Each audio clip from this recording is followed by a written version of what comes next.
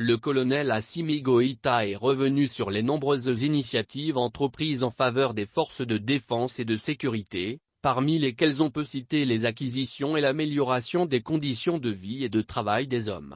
Il a renouvelé son engagement pour que le Mali exerce la plénitude de sa souveraineté en toutes circonstances, tout en rendant un hommage mérité au président Modibo Keïta et à ses compagnons. Notre pays célèbre demain, NDLR vendredi 20 janvier, le 62e anniversaire de la création de son armée nationale. Le 20 janvier symbolise l'affirmation et la concrétisation de la souveraineté nationale du Mali. Sa commémoration me donne cette année encore l'occasion de saluer la mémoire combattante du président Modibo Keïta et tous ses compagnons de lutte, qui, en véritables visionnaires, avaient compris dès les premières heures de notre accession à l'indépendance, la nécessité et l'urgence de créer une armée nationale pour soutenir le processus d'émancipation du pays, assurer la défense du territoire, ainsi que la protection des populations et des intérêts vitaux de la République naissante du Mali. Depuis cette date, les forces armées maliennes, fidèles à la tradition de lutte héroïque de notre peuple, ont participé à l'écriture des pages glorieuses de notre histoire contemporaine. Chaque génération a des missions historiques à assumer. Le contexte actuel de notre pays est marqué par la lutte contre les groupes armés terroristes, qui ont imposé à notre peuple une guerre qui s'accompagne de souffrances indicibles pour nos populations.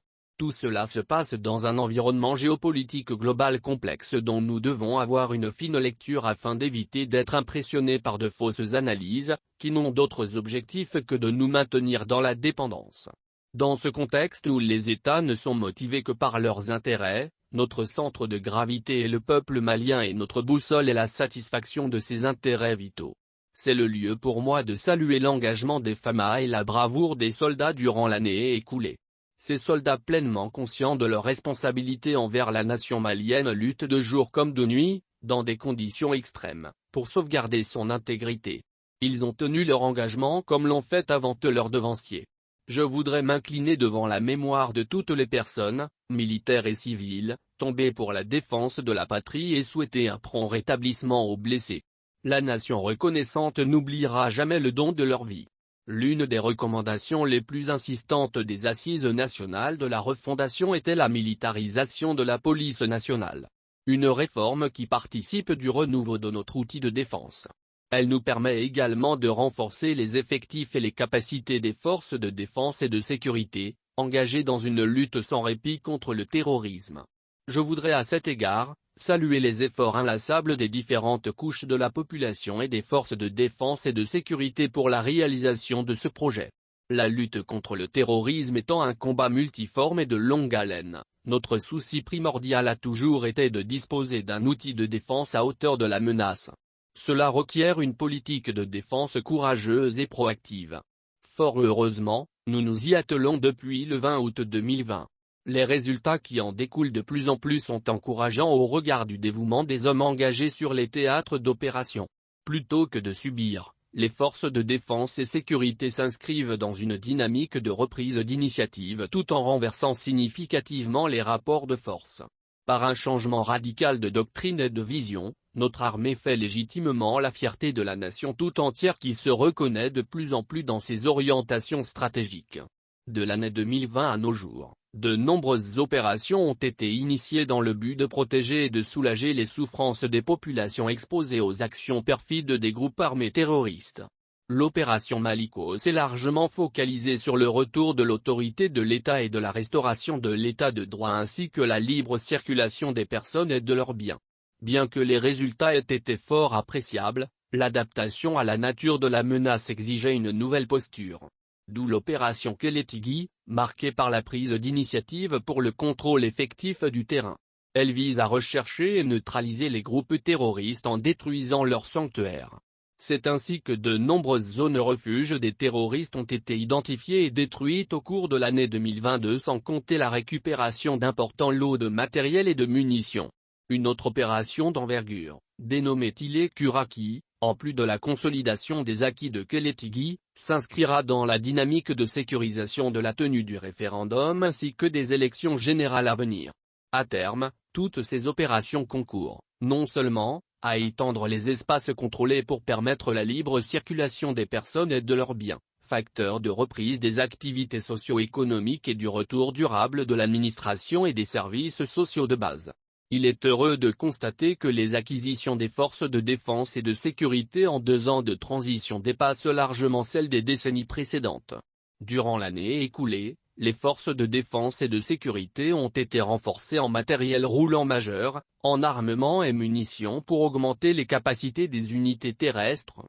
Des avions de chasse de type Su-25 et Il-39 Albatros, des hélicoptères de type Mi-35, Mi-24, Mi-8, Mi-171, et un avion de transport multirôle de type Casa C-295 pour renforcer les capacités aériennes et aéromobiles. Nous avons également acquis des radars de surveillance, des moyens de défense solaire et des drones de type Bayraktar TB2 pour davantage renforcer les capacités de l'armée de l'air. Par addition à notre vision d'équipement continu des forces de défense et de sécurité, des initiatives courageuses d'une grande ampleur ont été entreprises pour la formation du personnel, la gestion des ressources humaines et l'amélioration des conditions de vie et de travail des militaires. À titre d'illustration, nous sommes fiers de constater la création de l'école de guerre du Mali dont la 2e promotion vient de faire sa rentrée. Il convient aussi de noter la mise en place et le renforcement d'un cycle de formation continue qui est un grand facteur de cohésion au sein de notre armée qui s'attelle, à juste titre, à la maîtrise des effectifs par la mise en place du système d'information et de gestion du personnel de la défense. Sur le plan des infrastructures, il convient de noter le début de la construction de 4000 logements dont 1000 sont déjà en construction, pour les forces de défense et de sécurité dans la garnison de Kati ainsi que dans d'autres régions. La construction de l'hôpital militaire de 4e génération se poursuit également. Après la construction des camps de Nara et de Banamba, celle de Bougouni, San, Koussiala, Diema et Kita est imminente. En décidant de la diversification de ces liens de coopération, surtout sur le plan militaire, notre pays s'est engagé à défendre de manière irréversible son territoire et sécuriser ses populations, en ne comptant que sur sa propre vision avec l'aide des partenaires sincères. C'est la raison fondamentale pour laquelle 3 principes essentiels guident les autorités de la transition dans l'orientation de l'action publique, à savoir le respect de la souveraineté du Mali, le respect des choix stratégiques et des choix de partenaires opérés par le Mali et la prise en compte des intérêts vitaux du peuple malien dans les décisions prises. Aucune pression infondée ou même de tentative désespérée d'isolement du Mali n'entachera lesdits principes. Je ne saurais terminer sans adresser ma reconnaissance particulière au peuple malien pour son accompagnement inconditionnel des forces de défense et sécurité. Aujourd'hui, plus que jamais, l'union entre le peuple et son armée est consolidée. En effet, chaque citoyen, à quelque niveau qu'il se trouve, a un rôle à jouer dans la défense nationale. Nous devons concevoir cette défense civile comme un dispositif permanent destiné à protéger les populations en temps de guerre comme en temps de paix.